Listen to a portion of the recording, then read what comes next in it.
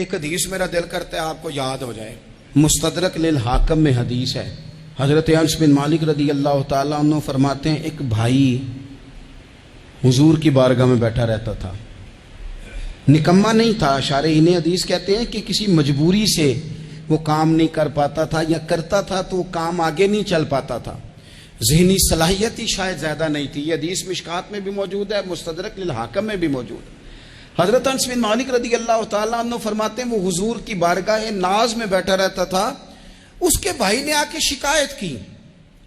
یا رسول اللہ صلی اللہ تعالیٰ علیہ وسلم، یہ کوئی کام ہی نہیں کرتا، کوئی محنت نہیں کرتا، کوئی جدوجہد نہیں کرتا، آگے نہیں بڑھتا، مجھے اس کی ضروریات کی کفالت کرنی پڑتی ہے، مجھے جدوجہد کرنی پڑتی ہے، مجھے اس کے معاملات کا خیال رکھنا پڑتا ہے، آپ اسے سمجھائیں۔ تو حضور نے بہت سارے لوگوں کو سمجھایا جو کام نہیں کرتے تھے۔ ہمیں سیاستہ میں وہ حدیث بھی ملتی ہے جس بندے کو نبی پاک صلی اللہ علیہ وسلم نے کہا تھا کہ تیرے پاس جو بھی گھر میں ہے لا، تو وہ پیالہ اور کمبل لائے تھے، حضور نے بیچ کے کہا تھا جا کلاڑا خرید کے لا اور لکڑیاں کاٹ کے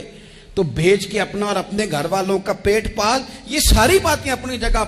پر یہاں نبی پاک نے ایک روحانی مسئلے کا حل بھی بتایا۔ اللہ کے محبوب علیہ السلام سے عرض کی حضور یہ یہیں بیٹھا رہتا ہے اور سارے ہی کام مجھے کرنے پڑتے ہیں۔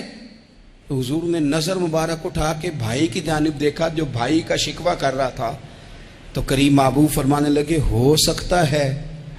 یہ جملے میرے محبوب کے، ان کو کہیں لکھنا، ان کی مٹھاس دیکھو، ان کا حسن دیکھو، اور بھائیوں کی محبت کے بیچ جو رسول پاک پیوند لگا رہے ہیں اور جوڑ رہے ہیں، اور جس انداز میں بھائی کو بھائی سے ملا رہے ہیں، اس لہجے کے حسن کی مٹھاس کو بھی ذرا چکھ کے دیکھو۔ حضور فرمانے لگے ہو سکتا ہے رب تمہیں جو رزق دے رہا ہے وہ اسی بھائی کی وجہ سے دے رہا ہے۔ پائی پائیاں دے ویری ہوندے تے پائی ہی پائیاں دیاں باواں، او بھائی ہو سکتا ہے اس کی وجہ سے تجھے مل رہا ہو، اس کی وجہ سے۔ وہ دروازے نہ بند کریں جن دروازوں کی برکت سے روزی آتی ہے، کبھی بھی وہ کام نہ کریں جن کاموں کی اگر آپ کو کل تک برکت تھی، کل تک کام ٹھیک چل رہا تھا، کل تک نظام بہتر تھا، اور آج آپ کو محسوس ہوتا ہے کہ کہیں کمزوری آ گئی ہے، کہیں حالات اس طرح کے نہیں رہے، تو پھر آپ غور کریں کہیں ایسا تو نہیں کسی غریب کا آپ کے گھر سے رزق جاتا تھا اور آپ نے بند کر دیا، کسی کی مدد ہوتی تھی آپ نے بند کر دی، کسی کے ساتھ شفقت ہوتی تھی آپ نے بند کر دی، کوئی شخص آپ کی وجہ سے تسلی میں تھا اور پھر آپ نے اسے تکلیف میں ڈال دیا۔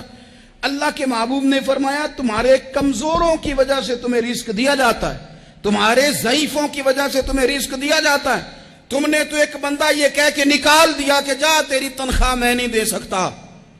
لیکن کیا پتا کہ اس کی تنخواہ کی وجہ سے ہی باقی سارا کچھ بھی آتا ہو، کیا پتا کہ اسی کے سبب سے اللہ انعام فرماتا ہو۔ لہٰذا ان روحانی مسائل کا بھی تھوڑا سا خیال کریں۔